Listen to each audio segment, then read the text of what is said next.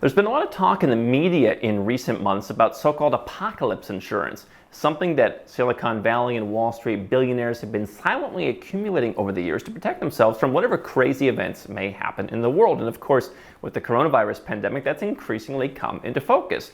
And while a lot of us look at billionaires buying this so-called apocalypse insurance and say, that's not something I could ever need, I actually think there's an application for any successful entrepreneur or investor to apply these same principles to your life. Today, we're going to talk about what I like about these apocalypse insurance policies that are being talked about and what I think could be improved.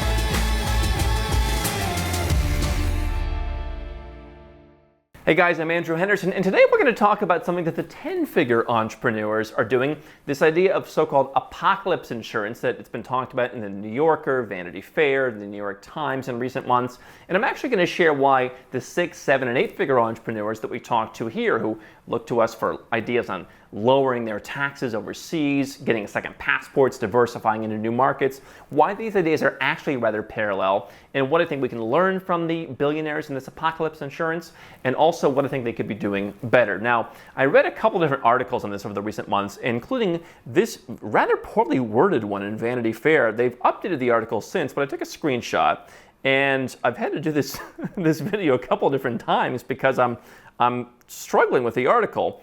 Here's what they say, okay, just to set the stage. A dramatic and expensive fashion and the rest of humanity. Okay. While most of us scroll through social media and stay glued to cable news, Peter Thiel, the billionaire, has a New Zealand hideaway, and Jeff Bezos, of Amazon of course, reportedly rules over 300,000 acres in West Texas. We've probably all heard about them, as in I suppose the billionaires, or their insurance policies, not sure. But did we ever really think we'd see them put to use? In 2017, LinkedIn co-founder Reid Hoffman told The New Yorker that he estimated over half of Silicon Valley billionaires had already purchased some kind of apocalypse insurance, like a safe room, bunker, or overseas escape. Now, obviously there are different kinds of things that you can escape. There are different kinds of things that you can insure against, okay? What we talk about here is the idea that if you live in a Western country, your taxes are probably going to go up. There's going to be a higher chance of the government coming in and taking your retirement account or bailing in the banks. They're going to perhaps take more of your freedoms or impose more regulations or make it more difficult to run a business. And by the way, some of those things that they can do will actually benefit people like Jeff Bezos because just as Amazon, for example, rallied to have sales tax charged on their orders, that was good for Amazon, big business. People were going to still shopping on Amazon. But not so good for startups. So obviously, what's good for the 10-figure entrepreneurs isn't always the exact same strategy. But where I think the parallel is making sure that you are insured, okay? We talk about plan A versus plan B. Plan A here in the offshore world is, I'm gonna go overseas, I'm gonna save myself a lot of money because I'm gonna pay lower taxes, choose my tax rate, hire, lower cost workforce, have lower cost of living, etc. That's an active plan A.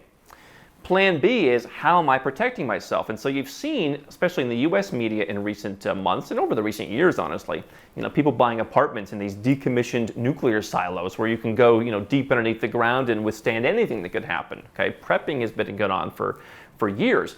What I think is important is the idea of financial prepping. And so while I'm not going to criticize what Jeff Bezos is saying, right? The guy has a gajillion dollars. If I'm insuring against the United States, my insurance plan is not going to have more things in the United States. Now, if you're not from the United States, then having a 300,000 acre ranch could be a good thing, right? And maybe that gives you access to the US, you can get an E2 visa, or you can do whatever, and you're diversifying yourself. For me, one of the biggest risks is having all of your eggs in the basket of one country. Obviously, Amazon is in different countries, so I'm not trying to pick on Jeff Bezos, but what I am trying to say is, if you are trying to protect against a lot of the things that I think are going to be coming up, some of these things are only going to impact certain countries. And I've said throughout the coronavirus, we've seen this happen where even for months after the peak, certain countries would not allow you to come even if you were their citizen, if you had a citizenship from one of the other countries they deemed to be a problem, like the US or France or Italy. A lot of people were being turned away. And that wasn't a global pandemic issue. Those countries were open for business. It was an issue of, hey, we don't want these certain people coming, even if they're our own dual citizens, okay? And so I increasingly believe you're going to see certain countries having certain problems. You're going to have an apocalypse that may not be worldwide, okay? Now, in the case of the pandemic, started in one part of the world, expanded all over the world. There were still places where you could go and be safe. New Zealand has been a place that billionaires have used as their safe haven, as their insurance policy for years. I've made a video on how I believe there are other places that may be just as isolated, just as good for tax, just as good for protecting yourself in good kind of countries if you're a wealthy person. But think about it. Where are you going to go, for example, and have fresh water? Where are you going to be able to go and have access to fresh food?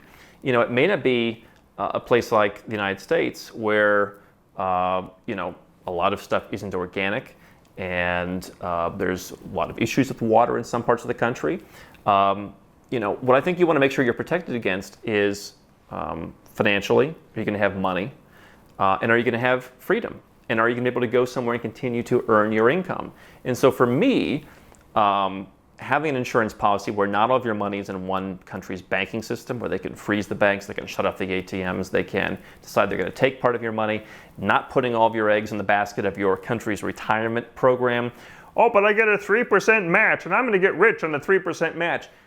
Knowing that now the government has total control of your money, you can't take it out, or you're going to be penalized to take it out, and so emotionally you're not going to want to take it out, and so therefore they're going to have this big pile of money that they can make whatever rules they want with, right?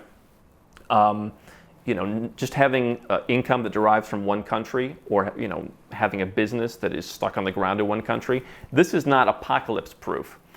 What I think you're going to see increasingly, and you've seen it with natural disasters throughout the course of history, you've seen it with revolutions in certain countries, you want to make sure that you've got a safe place to go to, and you've got money that's waiting for you there.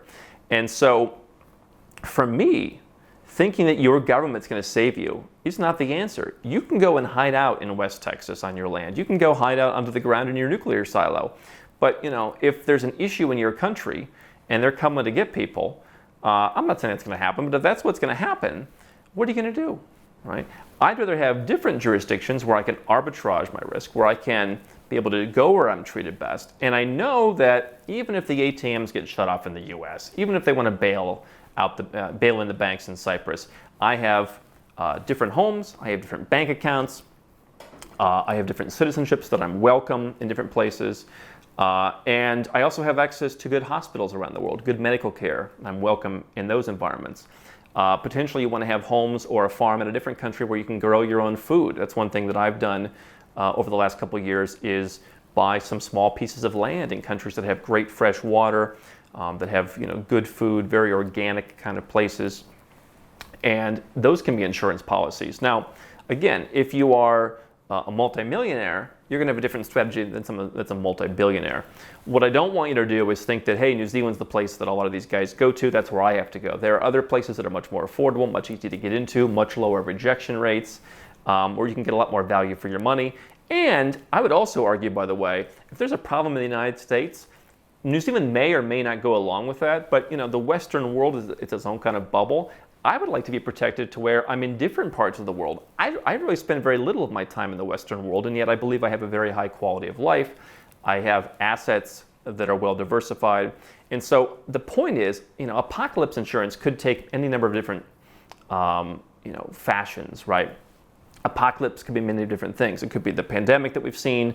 It could be some kind of riots or chaos. It could be a financial chaos, where the stock market goes down by 80% and you have mass unemployment and that kind of thing. And so again, I'm looking to small places. I'm looking to countries that are off the map. I'm looking at places where they respect the rule of law. I'm looking at places where they want investors to come. They want wealthy people. In the Western world right now, these billionaires, they're not going to be very popular if there's a great pandemic and people are suffering. If the stock market, drops by some huge amount, these are not going to be popular people, okay? And so I think that you want to keep all these different factors in mind when you're planning your own apocalypse insurance. If you are a successful person, I think it is reasonable to take a piece of your net worth or a piece of your income every year and put that into building this policy. It could mean having a box somewhere and just storing some gold that you can go to. It could be buying raw land or farmland in a country, could be buying homes in different countries, could be getting a second residence, second passport. Certainly take some of the money that's sitting in liquid cash right now, put it in a bank somewhere else so that no one country controls your liquid cash. Perhaps you want to buy some stocks or government bonds or whatever other asset overseas. Start taking a part of what you're doing and doing that. You know, so many people in the United States, for example, when I was growing up would say put 5 or 10 or even 25% of your net worth in precious metals. You can do that, but you can move them outside of the country. And so you're building your own kind of apocalypse insurance. Now, why I think it's not necessarily apocalypse insurance is that you can actually benefit before the apocalypse, okay? Because the media, when the government comes in and says, hey, you wealthy people, we're taking part of your retirement account to help fund this or that that's important to us, it's a big issue right now politically, that's not going to be deemed an apocalypse. When taxes go up, no one's going to call it an apocalypse. When gold is seized or whatever happens, anything that's happened throughout history. And I'm not a doom and gloom guy by any means, but I do believe that just being protected, being diversified, is generally seen as a good thing, but I'm saying do that internationally because there's a lot of things that are going to be short of being called an apocalypse that this kind of financial diversification protect you from. So if you're hedging against your own country, don't dig deeper, don't dive deeper into your own country. Make sure that you are protected on a global level so you have different systems to protect you. To me, that's the best insurance policy. How can Nomad Capitalist help you? 4 ways. Number 1, subscribe to our channel and click the notification bell to make sure you get our new video every day. Number 2, get a copy of Nomad Capitalist, the book. You'll learn a lot of my personal experiences over a dozen years of studying this stuff, as well as exactly some of the strategies that you can use to build your Nomad Capitalist plan. Number 3, if you're not sure where to start, but you want to come and learn from my team and I, you want to come and mingle with like-minded people, learn more about our live conference, Nomad Capitalist Live. It's coming up soon. And number 4, if you want some help right now because you've got a burning issue, you need something solved, you want to lower your taxes, get a second passport, or build the Nomad Capitalist lifestyle of your dreams, go to nomadcapitalist.com and click on Become a Client.